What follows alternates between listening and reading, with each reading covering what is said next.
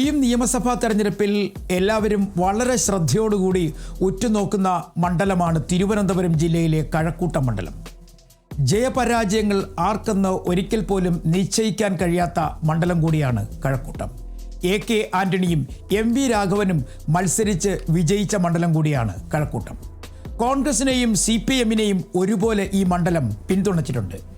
കഴിഞ്ഞ 2 പ്രാവശ്യമായി CPM-ന് വലിയ വളക്കൂറുള്ള മണ്ണുകൂടിയാണ് കഴക്കൂട്ടം.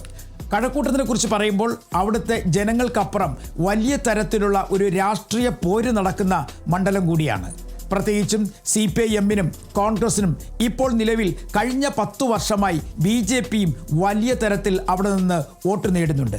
എന്തായാലും ശക്തമായ ത്രികോണ മത്സരം നടക്കുന്ന കേരളത്തിലെ മണ്ഡലങ്ങളിൽ ഒന്നായി കഴക്കൂട്ടം മാറിയിരിക്കുന്നു.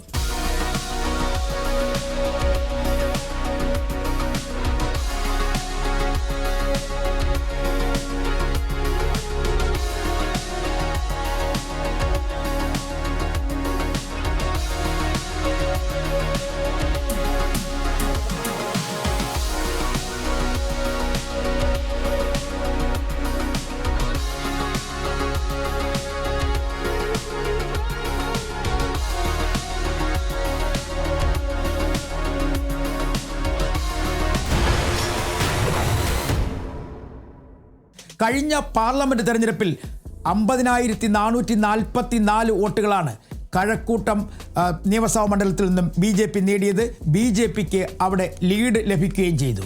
തദ്ദേശ ഭരണ സ്ഥാപനങ്ങളിലേക്ക് നടന്ന തിരഞ്ഞെടുപ്പിൽ LDF-നൊപ്പമായിരുന്നു മണ്ഡലം. മൊത്തം തദ്ദേശ ഭരണ സ്ഥാപനങ്ങളുടെ വോട്ട് കൂട്ടി നോക്കുമ്പോഴേക്കും ഏകദേശം 1000-ലധികം വോട്ടുകളുടെ ലീഡ് CPIM-നുണ്ടായിരുന്നു, ഇടതുമുന്നണിക്കുണ്ടായിരുന്നു. 1991 689 വോട്ടുകൾക്കാണ് കഴക്കൂട്ടം മണ്ഡലത്തിൽ നിന്ന് മത്സരിച്ച CMP സ്ഥാനാർത്ഥിയായ MV രാഘവൻ വിജയിച്ചത്. 1996 CPM-ന്റെ സ്ഥാനാർത്ഥിയെ മത്സരിച്ച കടകംപള്ളി സുരേന്ദ്രനും ഇവിടെ നിന്ന് വിജയിച്ചു. 2001 മുതൽ 2011 വരെ MA വാഹിദായിരുന്നു കഴക്കൂട്ടത്തിൻ്റെ ജനപ്രതിനിധി. ആദ്യം 2001 സ്വതന്ത്രനായി അദ്ദേഹം മത്സരിച്ചു. കാരണം കോൺഗ്രസുമായി പിണങ്ങി നിന്ന് സ്വതന്ത്രനായി അദ്ദേഹം മത്സരിക്കുകയായിരുന്നു. പക്ഷേ കേവലം ചെറിയ ഭൂരിപക്ഷത്തിൽ വിജയിച്ചു. പിന്നീട് അദ്ദേഹം കോൺഗ്രസുമായി ധാരണയുണ്ടാക്കി കോൺഗ്രസിനൊപ്പം പോവുകയും ചെയ്തു.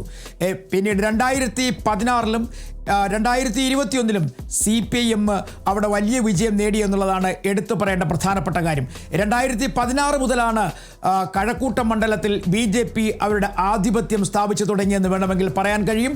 2016-ൽ അവരുടെ സ്റ്റാർ കാൻഡിഡേറ്റായ V മുരളീധരൻ കഴക്കൂട്ടത്ത് മത്സരിക്കുന്നതിന് വേണ്ടി എത്തുന്നു. അന്ന് BJP 2ാം സ്ഥാനത്തെത്തുന്നു. 42,732 വോട്ടുകളാണ് BJPക്ക് ലഭിച്ചത്. 2021-ൽ BJP മത്സരിക്കുന്നുണ്ട്. അന്ന് ശോഭാ സുരേന്ദ്രനായിരുന്നു സ്ഥാനാർത്ഥി. അവർക്ക് ലഭിച്ചത് 40,193 വോട്ടുകളാണ്. 2021-ൽ 23,497 വോട്ടുകളുടെ ഭൂരിപക്ഷത്തിലാണ് CPIM-ന്റെ സ്ഥാനാർത്ഥി കടകംപള്ളി സുരേന്ദ്രൻ അവസാനമായി വിജയിച്ചെന്ന് വേണമെങ്കിൽ നമുക്ക് പറയാം. അദ്ദേഹം ഇത്തവണ മത്സരരംഗത്തുണ്ട്. വലിയ പ്രതീക്ഷയാണ് കടകംപള്ളി സുരേന്ദ്രനുള്ളത്, ഒപ്പം കോൺഗ്രസിനും ഉള്ളത്.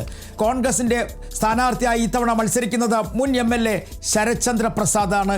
UDF വലിയ തരത്തിൽ ചർച്ച നടത്തിയതിനു ശേഷമാണ് ശരത്ചന്ദ്ര പ്രസാദിനെ കഴക്കൂട്ടത്തേക്ക് നിശ്ചയിച്ചത്. കാരണം കഴക്കൂട്ടത്തുകാരനായ ഒരാളിനെ തന്നെ വേണം. അദ്ദേഹം പഠിച്ചത് ചെമ്പഴന്തി SM കോളേജിലാണ്. അങ്ങനെ കഴക്കൂട്ടവുമായി വലിയ ബന്ധമുള്ള ശരത്ചന്ദ്ര പ്രസാദാണ് ഇത്തവണ UDF-ന്റെ സ്ഥാനാർത്ഥിയായി കോൺഗ്രസിൻ്റെ നേതാവായ ശരത്ചന്ദ്ര പ്രസാദും ഒപ്പം കടകംപള്ളി സുരേന്ദ്രനും V മുരളീധരനും തമ്മിൽ ഏറ്റുമുട്ടുകയാണ്. ത്രികോണ മത്സരത്തിലേക്ക് കാര്യങ്ങൾ നീങ്ങുന്നുവെന്ന് തന്നെ പറയേണ്ടി വരും. മറ്റൊരു പ്രധാനപ്പെട്ട കാര്യം എടുത്തു പറയാനുള്ളത് ഈ മണ്ഡലത്തിലെ പ്രത്യേകത മതന്യൂനപക്ഷങ്ങൾക്ക് അപ്പുറം രാഷ്ട്രീയപരമായ പോരാട്ടം എപ്പോഴും നടക്കുന്ന, അല്ലെങ്കിൽ രാഷ്ട്രീയപരമായി വലിയ തരത്തിലുള്ള പിന്തുണയുള്ള CPM-നും കോൺഗ്രസിനും BJP-ക്കും ഒക്കെ തന്നെ വലിയ തരത്തിലുള്ള പിന്തുണയുള്ള ഒരു നിയമസഭാ മണ്ഡലം കൂടിയാണ് കഴക്കൂട്ടം. ഈ മണ്ഡലത്തിൽ ആര് വിജയിക്കും അല്ലെങ്കിൽ ആര് പരാജയപ്പെടും, ആർക്കാണ് മേൽക്കൈ എന്ന് ഒരിക്കൽ പോലും പറയാൻ കഴിയാത്തൊരു തരത്തിലേക്കുള്ള സാഹചര്യങ്ങൾ ഇവിടെ ഉണ്ട്. നിലവിലെ സാഹചര്യത്തിൽ ഒരു ത്രികോണ മത്സരത്തിലേക്ക് കാര്യങ്ങൾ എത്തി നിൽക്കുന്നു എന്ന് വേണമെങ്കിൽ നമുക്ക് പറയാൻ കഴിയും. 2021-ൽ CPM-ന് 46.3 വോട്ടുകളാണ് ലഭിച്ചത്. അതായത് അതേസമയം BJPക്ക് അന്ന് 29.2% വോട്ടുകൾ ലഭിച്ചു.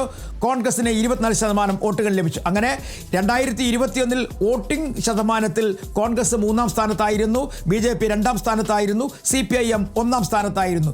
മൂന്ന് മുന്നണികളും അവരുടേതായ ശക്തി തെളിയിക്കുന്ന തിരുവനന്തപുരം ജില്ലയിലെ പ്രധാനപ്പെട്ട മണ്ഡലങ്ങളിൽ ഒന്നാണ് കഴക്കൂട്ടം.